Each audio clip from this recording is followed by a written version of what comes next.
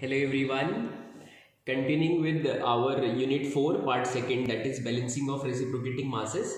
Today in this lecture we will be covering another topic, that is partial balancing of two cylinder locomotives. So today we will be focusing on partial balancing of two cylinder locomotives. So let's start. In two cylinder locomotives, basically in the locomotives usually two cylinders with crank placed at right angle to each other are placed. What I mean to say is, in a two cylinder locomotive, basically it is of two types.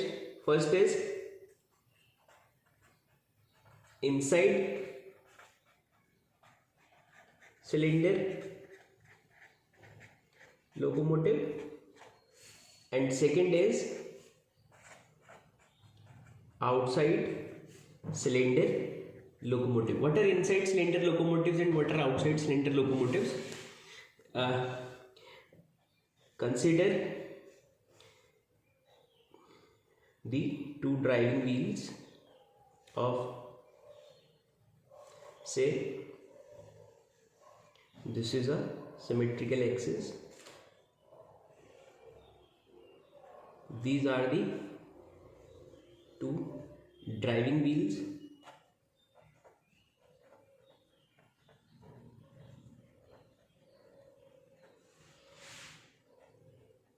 and this is, say,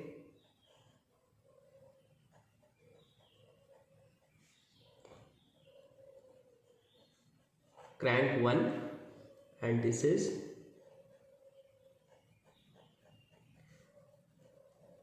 crank 2. So inside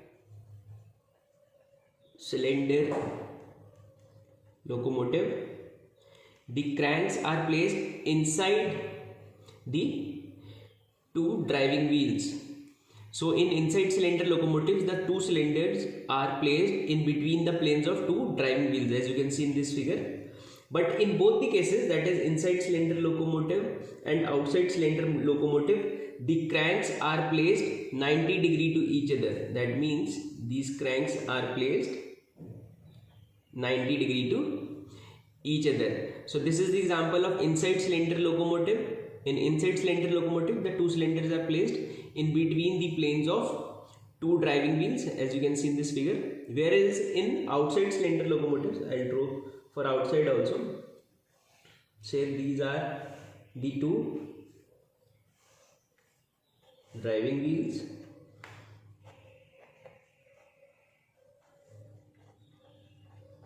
all you need to do is you need to build up your concept. Once the figures are clear, then the derivations and everything becomes very easy. So we are trying to derive an expression for the different cases for balancing of two cylinder locomotives. So these are the two driving wheels for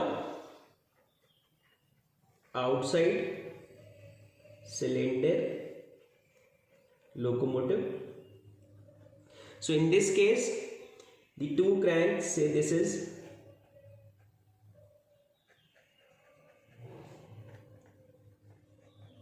crank 1 and this is crank 2. So in outside cylinder locomotives, the two cylinders are placed outside the two driving wheels. These are the two driving wheels and the cylinders are placed outside the two driving wheels. So hope the figure is clear. And these locomotives may be a single or coupled locomotives, or it can be only the coupled locomotives. So hope you are clear with the inside cylinder locomotive and outside cylinder locomotives.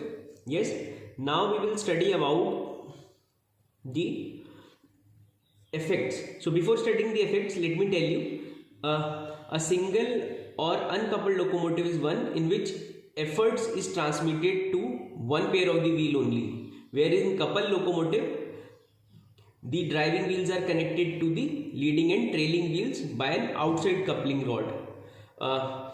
So we will now start with effect of partial balancing of reciprocating parts of two-cylinder locomotives. So let's start.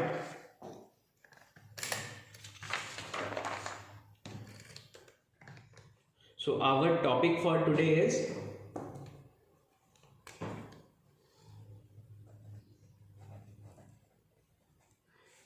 effect of partial balancing of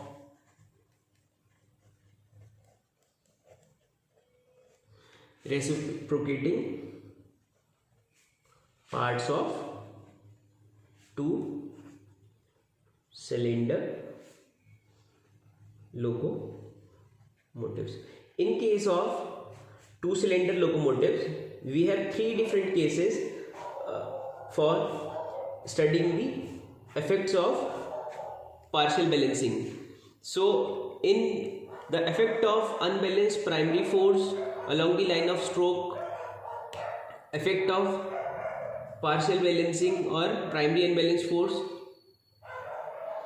perpendicular to line of action, and effect of partial force in any direction from 0 to 360. So in two-cylinder locomotives we have three cases. First is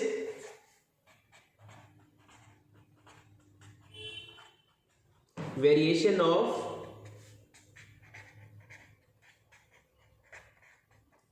tractive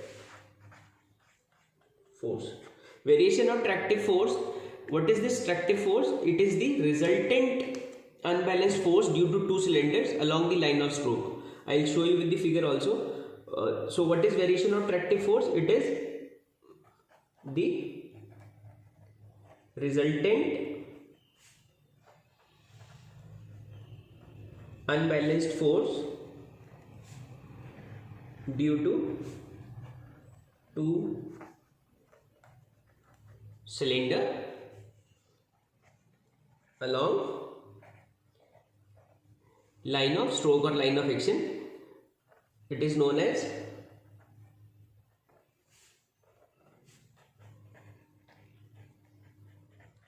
tractive force. Clear? Now I'll show you the figure. Suppose this is the line of action. We have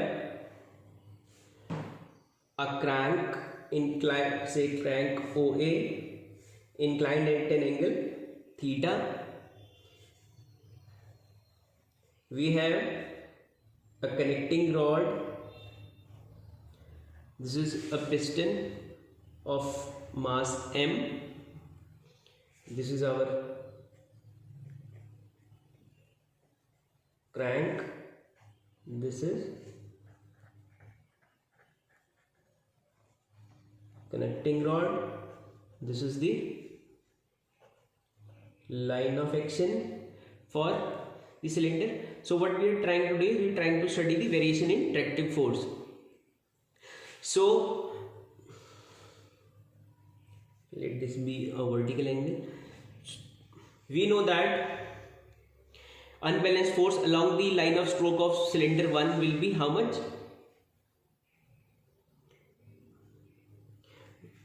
First of all, if you understand the figure, let me say that since the crank of this is the first crank which is inclined at an angle theta, so second will be at theta plus 90 degrees, since both the cranks are at 90 degree to each other and we are studying about two cylinders.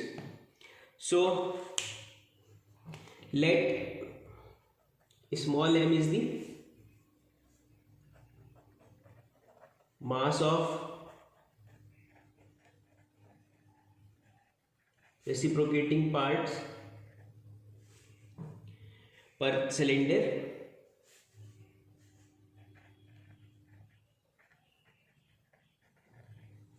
Yes. Now let small c is the, yes, we have already studied these, we are using the same terminologies, that is small c is the fraction of the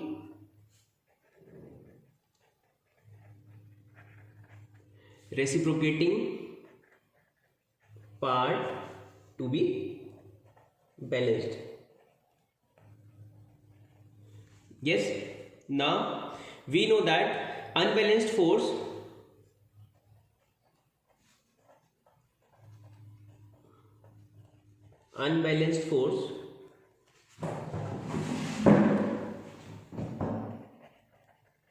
along the line of action for cylinder 1, it is how much?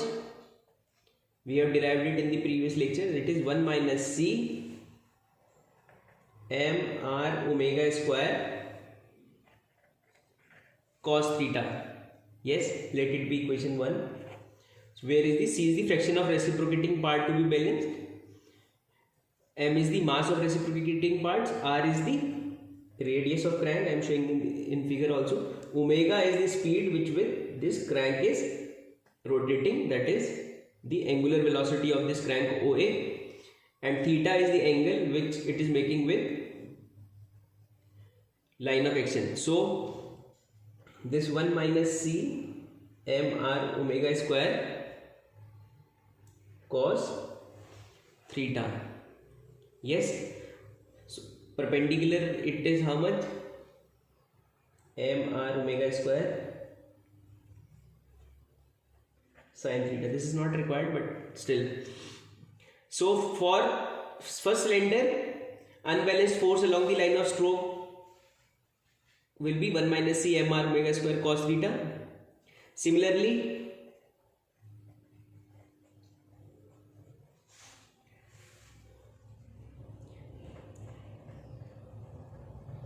unbalanced force along the line of action for cylinder 2 will be how much? It will be 1 minus C m r omega square cos. So this crank is making an angle theta with the line of action, say a horizontal line. So another will be making an angle of how much? 90 plus theta degree.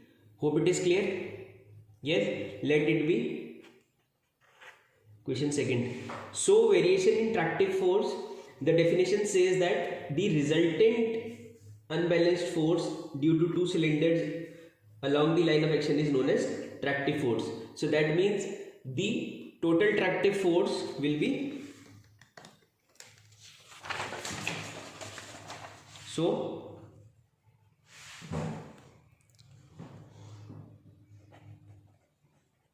as per definition, total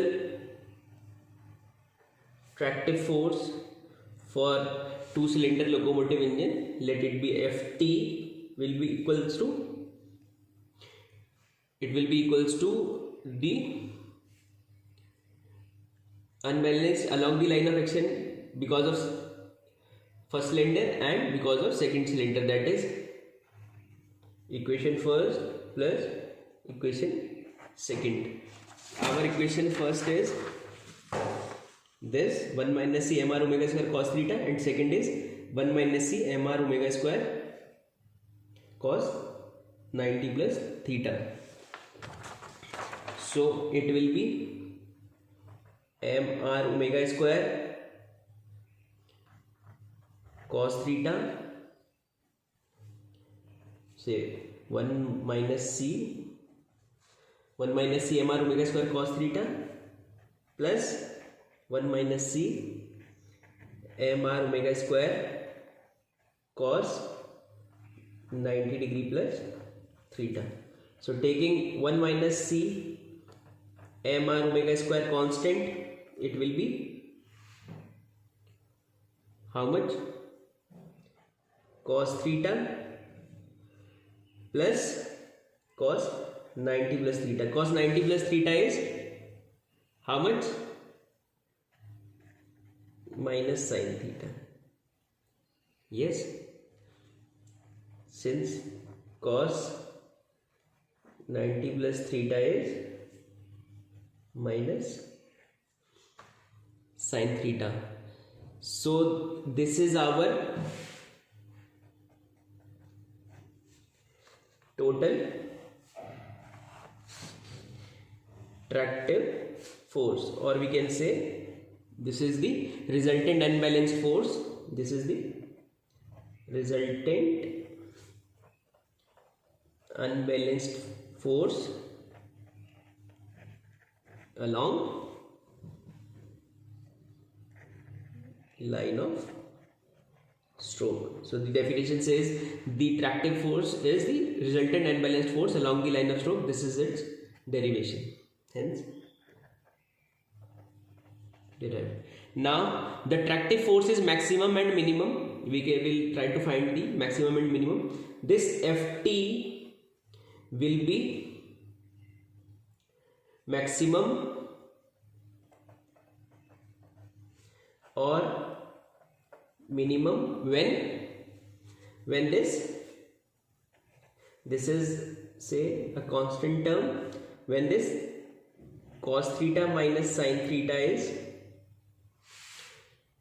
maximum or minimum. Yes, so for maximum and minimum, what we'll do is we'll try to find the differentiation of this with respect to theta. So cos theta minus sin theta, what we are trying to do is we are trying to find the maximum and minimum value of tractive force, that is resultant unbalanced force along the line of action. So differentiation of cos theta is minus sin theta, and differentiation of sin theta is cos theta. So minus cos theta, it should be equals to 0. This is the cases we mostly do for finding the magnitude at which the values are maximum or minimum. So minus sin theta minus cos theta equals to 0, that is minus sin theta equals to cos theta, or we can write minus sin theta upon cos theta equals to 1, or we can write sin theta upon cos theta equals to minus 1. Yes. So now the value of theta will be how much? This sin theta upon cos theta is tan theta equals to minus 1. So tan value of tan theta minus 1 is at theta equals to how much? I am writing directly 135 degree or 315 degree. Yes. Okay. Thus the value of maximum and minimum value of tractive force or the variation in tractive force will be putting the value of theta in this equation as 135 degree, you will get the certain value, and putting the value 315 degree, you will get the value. So finally I am writing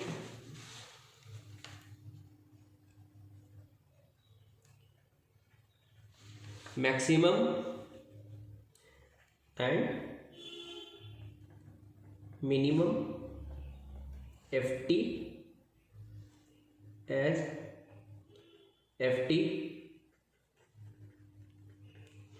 how much? What you will do is you will put the value of theta as 135 degree in this equation, you will get the value. So finally I am writing the answer as it will come out to be plus minus, put the value, and I am writing directly the answer, plus minus under root 2 1 minus c mr omega square. So this is the maximum and minimum magnitude of resultant force along the line of stroke for two-cylinder locomotive. Clear? Now clear? Okay, it is visible fine. Yes. Now next is, this was the first case, that is variation in tractive force. Second is swaying couple. Second is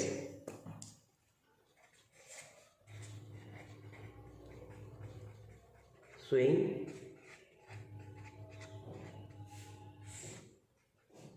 couple. Previously, the variation in tractive force was along the line of stroke, but the unbalanced force along the line of stroke of two-cylinder engine constitutes a couple also. So about the center line, which is known as swaying couple. What I mean to say is,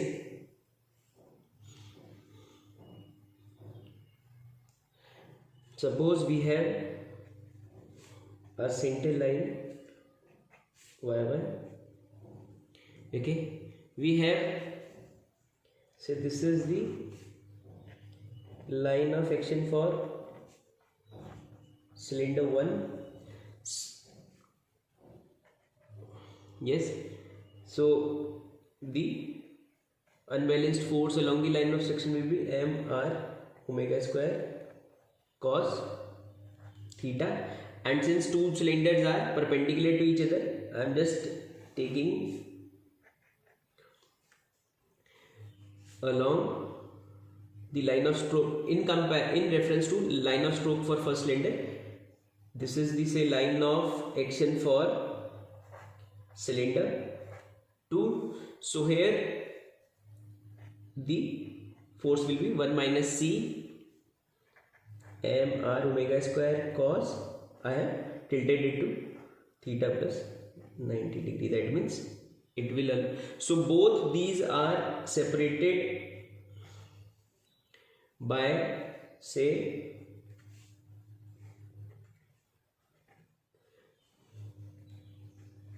the vertical height, say a by 2. So what is this a? This a is the distance between the center lines of two cylinders. Yes, so before that, let me tell you what is swaying couple. This is clear, that this is the figure is clear. So let the distance between these two is a, that is the distance between the center lines of two cylinders.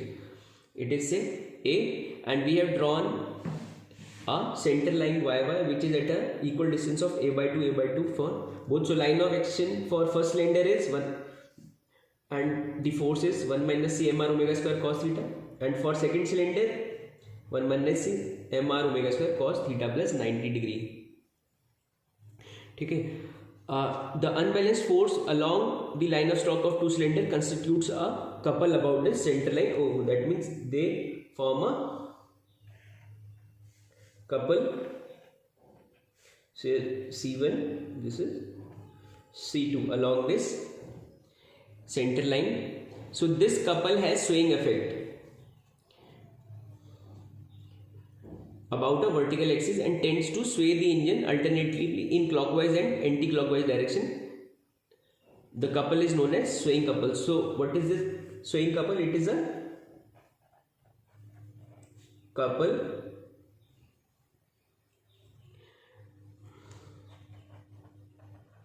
formed by the forces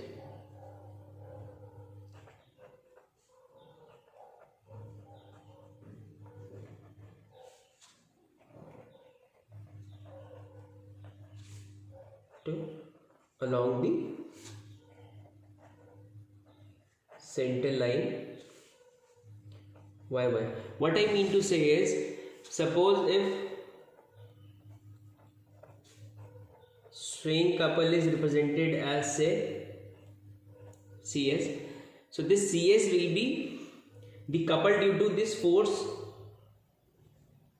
along, which is along the line of action for cylinder 1, and coupled due, that is, this CS will be equals to C1 plus C2. What I mean to say is, C1 will be how much? this force, say F1 into a by 2. This is, if this force is say F2, so this C1 will be how much? F1 into a by 2, and this will be, since it is in opposite direction, it will be minus F2 into a by 2. So F1 is this and F2 is this. So let me, hope it is clear now. So swaying couple in case of two-cylinder locomotive is the couple along the center line axis formed by the forces on cylinder 1 and 2. So this is 1 minus C m r omega square. When you will start solving, you will find it very easy. This is the force into the distance, that is distance of the force, perpendicular distance we say normally. This is the line of action and this is, so distance is a by 2.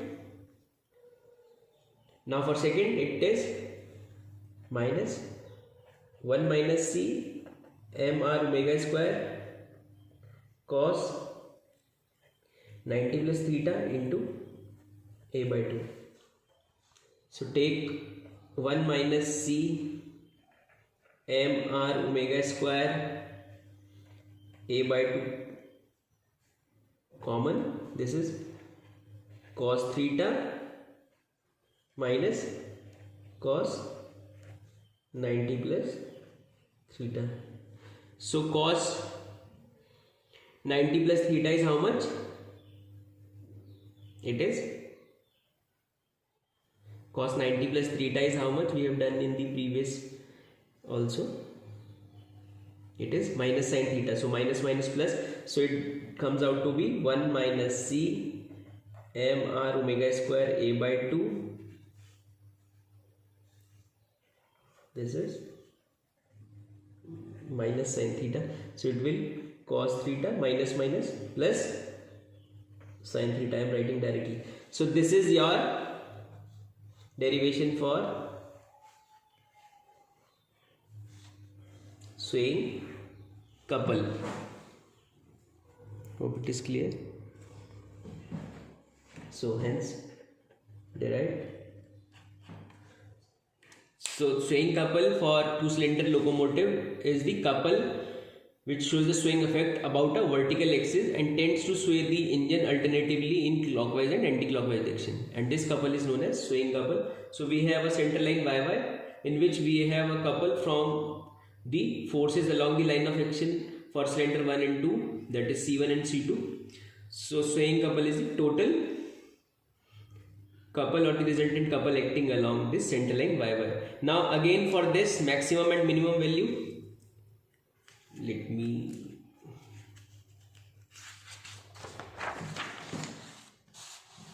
now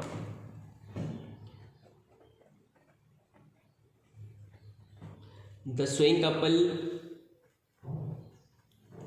is maximum or minimum when this cos theta plus sin theta is maximum or minimum, that is when cos theta plus sin theta is maximum or minimum. Now for that, again to find the angle at which it is maximum or minimum, we will do again the different d by d theta of cos theta plus sin theta, that is d by d theta of cos theta plus d by d theta of sin theta. Differentiation of d by cos theta with respect to theta is how much? Minus sin theta, and differentiation of sin theta is cos theta, and it should be equals to 0 and it should be equals to 0. So it becomes,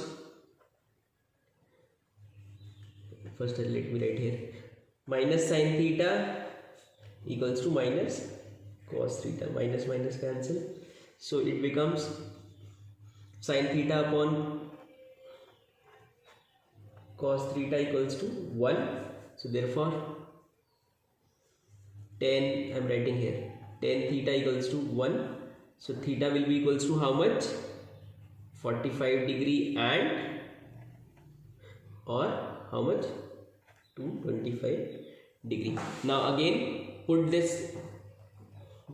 Now for CS maximum and minimum, put the value here, that is in this equation, that is 1 minus c m r omega square into a by 2 cos theta plus sin theta. First put theta equals to 45 degree, then put here also, then in second case put theta equals to 225 degree, here also and here also.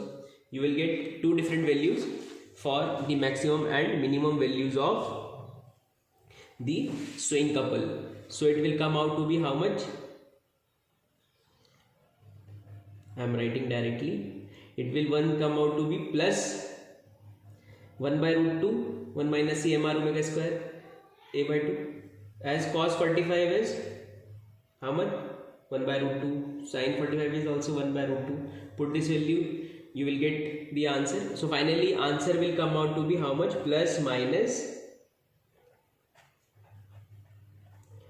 a by root 2. You need to solve and write. I am writing directly. 1 minus c m r omega square. So this is your CS max and minimum. So this is very important, very important derivation, been asked several times in several different papers. So hope it is clear. So this is the derived, this is the swaying couple. So swaying couple is clear. Yes, variation in tractive force is also clear. One thing very important, in order to reduce the magnitude of swaying couple, you can write down also, in order to reduce the magnitude of swaying couple, revolving balancing mass are introduced. But as we have discussed also, revolving balancing mass cause unbalanced force to act at right angle to the line of stroke. So these forces vary the downward pressure of the wheel on the rails and cause oscillation of the locomotives in a vertical plane about a horizontal axis. Hence a swaying couple is more harmful than an oscillating couple. Therefore we mostly take the value of C from, this is very important, we take mostly the value of C from 2 by 3 to 3 by 4 in two cylinder locomotives for effective design. But in large 4 cylinder locomotives with 3 or more pairs of couples, the C is mostly taken as 2 by 5. But for our design consideration, we take this one. Now coming finally to the next, that is hammer blow. Third is the hammer blow. So variation along the line of stroke, it is known as tractive force. Along the couple, that is from 0 to 360 degree, it is swaying couple, and along the perpendicular, that is vertical, it is known as hammer blow. So maximum magnitude of unbalanced force along the perpendicular is known as hammer blow. What is hammer blow? It is the maximum unbalanced force, that is maximum unbalanced force along the perpendicular to the line of action is known as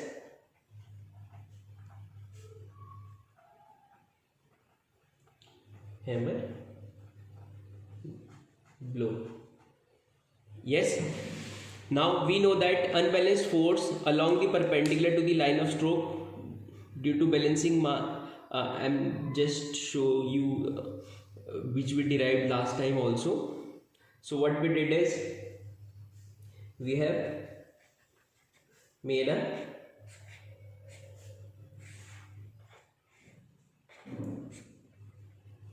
So what we did is we took a balancing mass B at a radial distance small b to balance the effect of this R having mass m, which was like mr omega square. That was the centrifugal effect. So what we did is we took a balancing mass B at a radial distance b, which has the horizontal component also and which has the vertical component also. So the vertical component was B dot B omega square sine theta. This was theta, so this is also theta. So this we have already derived. So we know that unbalanced force along the perpendicular to the line of stroke due to balancing mass B at a radial distance, this small b, in order to balance the reciprocating parts only, when we are trying to balance the reciprocating parts only. So this force is maximum when sin theta is unity. So what I mean to say is,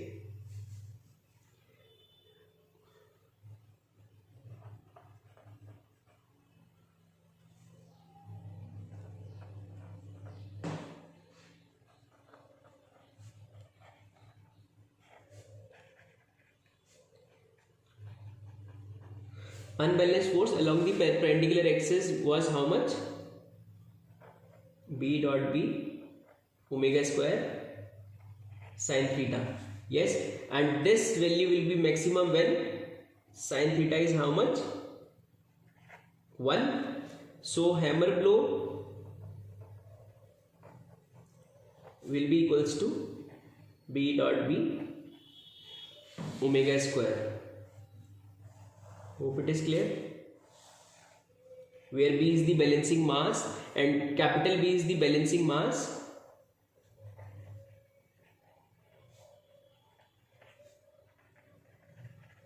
and small b is the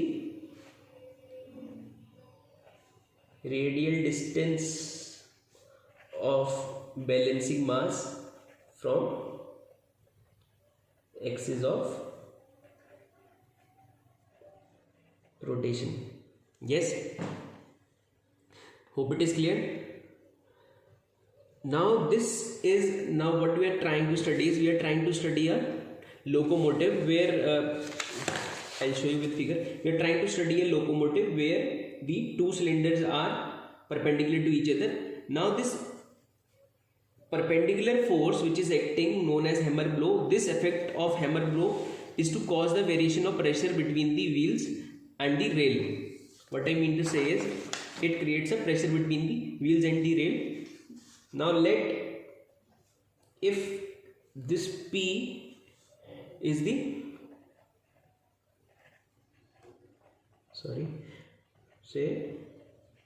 if capital P represents the downward pressure on the rails. You are clear with what is hammer blow? It is the maximum magnitude of unbalanced force perpendicular to the line of stroke, which is B dot B omega square. Now suppose if P is the downward pressure on the rails, yes. Now so the net pressure between the wheels and the rail will be, therefore net pressure between the wheels and rail will be how much? We have this hammer blow effect also, and if P is the downward pressure on the rail due to wheels, so finally the net pressure will be how much? P plus minus B dot B omega square. Yes, so this P B dot B omega square is negative, then I'll show you.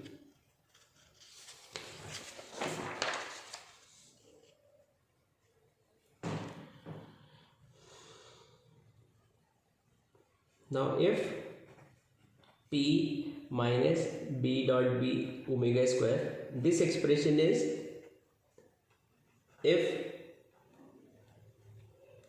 negative, that means when this expression is negative, what it mean to say is then the wheel will be lifted from the axis. If this is the case, then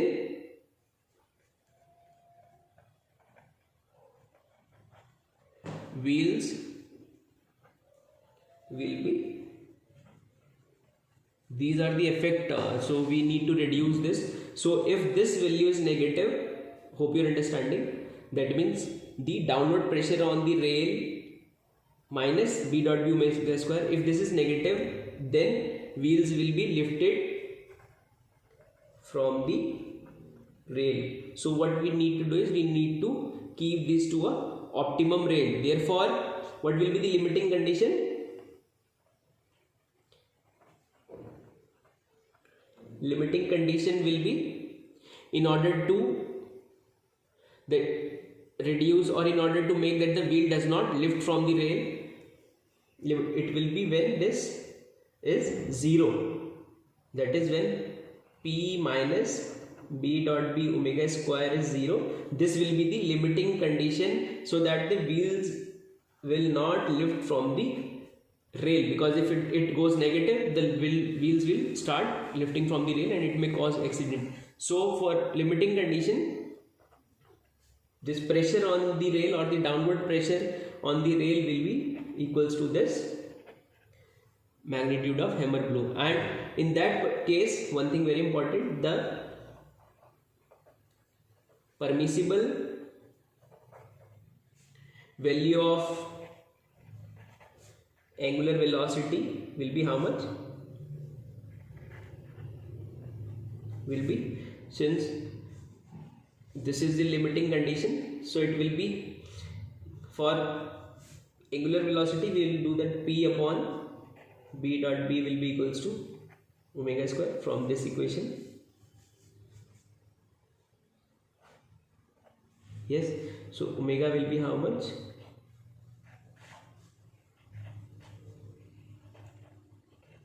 This P is the permissible value of angular speed. Yes, and since it is varying with like a sine wave, because the magnitude of B dot B omega square along the perpendicular axis is B dot B omega square sine theta. So we can draw the figure for hammer blow also for different values of theta.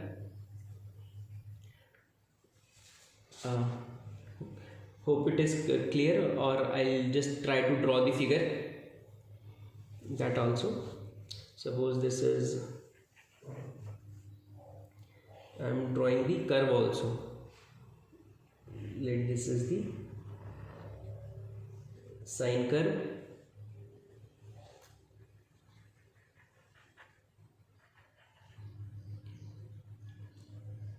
This is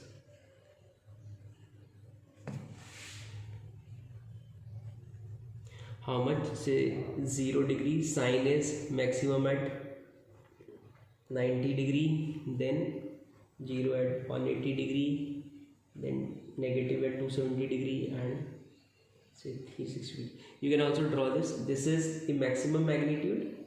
So this is your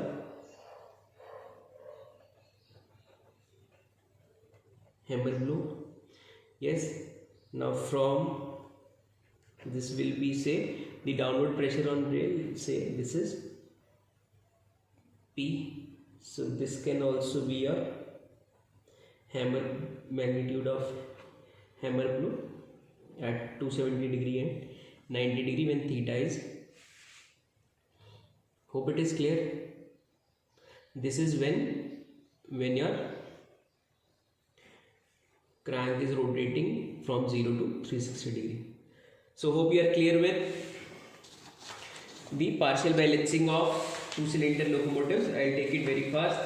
What we did is we studied about partial balancing of two-cylinder locomotives. I'm just taking step by step. Just 1 minute.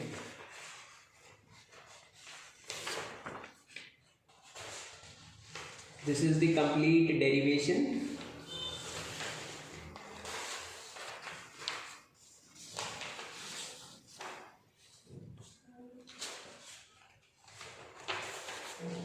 Hammer blow, then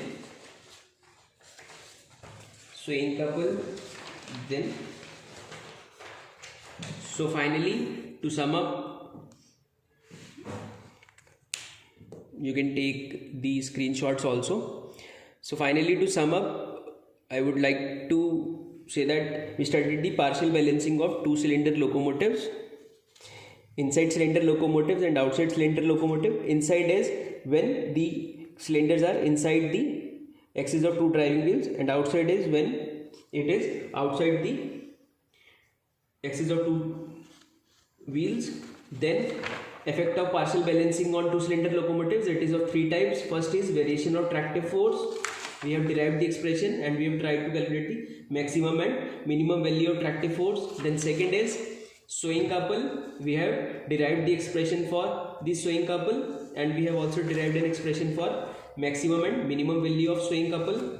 Then finally hammer blow, and we have derived an expression for hammer blow. Also we have seen that what happens when the pressure between the wheels and the rail also is been considered along with the hammer blow. And also finally we have drawn the curve for the hammer blow. Also we have derived the limiting condition and the permissible value of angular velocity. Hope everything is clear. Yes, thank you. Thank you very much.